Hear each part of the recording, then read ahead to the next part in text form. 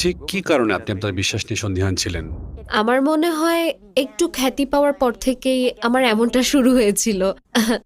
আসলে আমি ১২ বছর বয়স থেকে টিভির পর্দায় আসছি। এই জগৎটা আমার খুব চেনা। আমার মনে হয় আমার মা আমাকে বিকশিত হতে দেখে এবং আমি একটু ওপেন মাইন্ডেড হতে পারছি সেটা দেখে বেশ খুশি হয়েছিলেন। তখন আমাকে বাচ্চাদের মডেলিং এর মতো কাজ করতে দেওয়া হলো। তারপর মাস্টার্স ডিগ্রি শেষ করার পর আমি থাইল্যান্ডে গেলাম বাবার সঙ্গে ছুটি কাটাতে। ঠিক যখন আমি থাইল্যান্ডে পৌঁছালাম, বাবা ঠিক করলেন এমন নয়, তাকে ব্যবসায়িক কাজে জেনেভায় যেতে হলো। আর ২ সপ্তাহের জন্য আমাকে একা ছেড়ে গেলেন।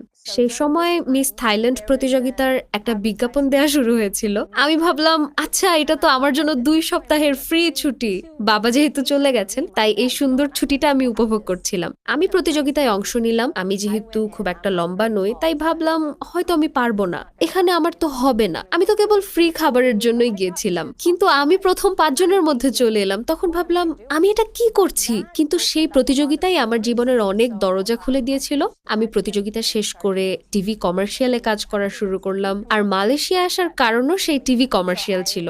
তো আমি মালয়েশিয়ায় সেই কাজের জন্যই গিয়েছিলাম।